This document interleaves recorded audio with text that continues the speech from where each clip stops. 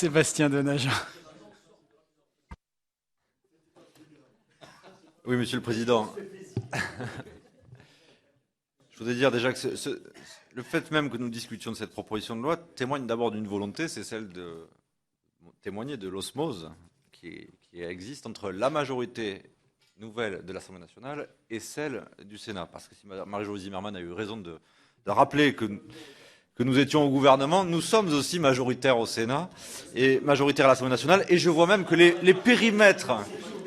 Et je vois même que le périmètre de la majorité s'étend, en tout cas au moins ponctuellement, sur ce texte. Oui, mais regardez, c'est effet de vase communicant, il s'étend aujourd'hui à l'Assemblée nationale, ou au moins en tout cas à la Commission des lois.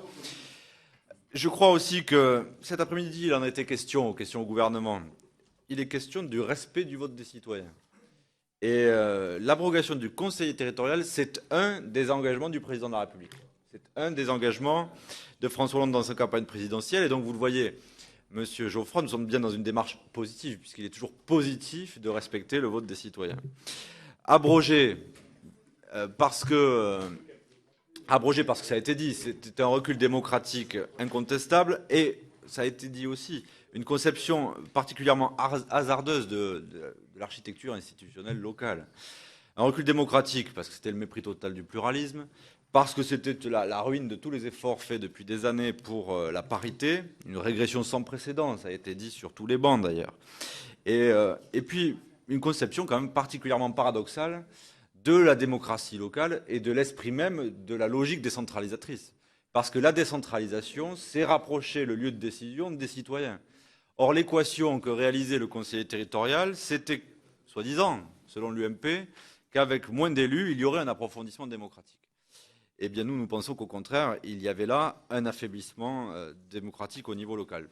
Conception aussi particulièrement archaïque, parce que c'était l'institutionnalisation du cumul des mandats au moment même où nos concitoyens demandent, et notamment pour les parlementaires, et c'est ce que nous ferons bientôt, la fin du cumul des mandats, notamment pour les parlementaires. Et au niveau local également, il y avait là une conception particulièrement archaïque, je le répète, et j'assume ce terme. Recul pour la parité à tous les échelons, à l'échelon régional et à l'échelon départemental, ça a été souligné par la rapporteure. Et je voudrais insister sur la conception particulièrement hasardeuse de l'architecture institutionnelle locale que traduisait ce texte. Et la conception même de la loi et de ce à quoi doit servir la loi. Monsieur Poisson a dit, cette loi, elle permettait de poser le débat, mais la loi n'est pas là pour poser un débat, elle est là pour y mettre un terme, au moins pour un temps, même si on n'est plus autant des révolutionnaires qui pensaient légiférer pour l'éternité, mais on espère quand même toujours que les textes que nous votons auront une certaine pérennité. Conception particulièrement hasardeuse de l'architecture institutionnelle locale, parce que oui, monsieur Morel-Alussy a eu tout à fait raison de rappeler l'article de Géraldine Chavrier, publié à la JDA, si ma mémoire est bonne, mais qui confortait aussi l'analyse de Gérard Marcoux à la RFDA à l'époque, sur la tutelle de fait qu'imposait en fait cette réforme. Et puis avec une logique qui était indécelable et des résultats très aléatoires, parce que certains pointaient du doigt le risque d'une cantonalisation de l'intérêt régional par les effets du mode de scrutin, quand d'autres pensaient qu'au contraire, c'était la fusion, acquisition ou absorption plutôt, des départements par les régions. Et finalement, on ne le saura jamais, et c'est tant mieux. Et c'est justement là que je veux en venir, parce que la loi, elle n'est pas faite pour induire des logiques aussi aléatoires et hasardeuses.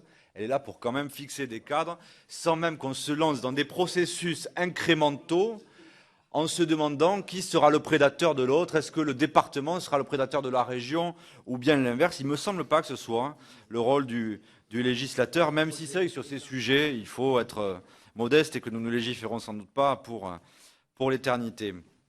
C'était en tout cas contraire à tout esprit de clarification et de lisibilité, et cela empêchait donc totalement d'avoir une entreprise rationnelle de clarification des compétences. Car si on ne sait même pas si à l'avenir un échelon doit être maintenu ou subsister, comment distribuer les compétences de manière rationnelle et clarifiée? À cela s'ajoutait le fait que c'était, ça a été dit, une réforme particulièrement coûteuse. On faisait miroiter qu'on allait supprimer un certain nombre d'élus, puis en fait il fallait construire des petits sénats locaux En Île-de-France, plus de 300 conseillers territoriaux. Bon, donc en gros, il fallait annexer le Sénat de temps en temps, acheter des bâtiments, construire des bâtiments ou louer des stades de foot, je ne sais pas.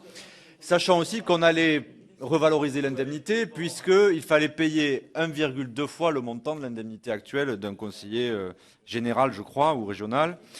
Bref, cette abrogation, elle va permettre, dans une démarche donc justement tout à fait positive, de poser des bases claires pour les débats à venir. Pardon? J'ai pas dit que nous allons engager des débats. Non, non, mais je vais terminer mon propos. Elle permettra de consolider des bases sur lesquelles ensuite nous édifierons et nous construirons au-delà l'édifice territorial. Parce que celui que vous aviez fondé, il reposait sur du sable. Une démarche positive parce que dès cette étape, nous tricotons. Nous tricotons, mais pas avec la laine du mouton départemental, je crois, surtout, pour vous. Et nous construisons parce que nous ne contentons pas d'abroger. Nous réinstaurons le système, un mode électoral, un mode de scrutin électoral à la proportionnelle au niveau régional. Nous réinstaurons au niveau régional la parité. Là-dessus, les choses sont tout à fait claires. Il y a donc une démarche qui est tout à fait positive. Oui, mais des indications. Mais je terminerai par là. Nous réinstaurons en tout cas les conditions de la parité et du pluralisme à l'échelon régional. Nous redonnons surtout à chaque échelon de collectivité territoriale un élu qui lui soit spécifiquement dédié et chargé spécifiquement de défendre ses intérêts, quel que soit à l'avenir et dans les jours qui viennent, en fait, dans les semaines qui viennent, le mode de scrutin qui sera définitivement retenu. Donc moi, je crois au contraire que nous sommes bien dans une démarche positive, qu'il n'y a pas saucissonnage, mais en tout cas le temps nécessaire qui est pris aussi pour la discussion. Et puis, des repères ont déjà été donnés. Le président de la République a fixé un cap, une orientation sur les prochaines étapes, mais un projet global, il peut s'échelonner aussi dans le temps, et ça n'empêche pas la vision globale. Et donc, déjà, la vision, elle a été donnée par le président de la République dernièrement, le 5 octobre, et puis, sans lire dans le marc de café parlementaire ni gouvernemental, on peut penser que le gouvernement aura l'occasion, jeudi prochain, lors de nos débats, de nous éclairer encore davantage sur le chemin que la majorité actuelle pense emprunter sur ces questions de démocratie territoriale.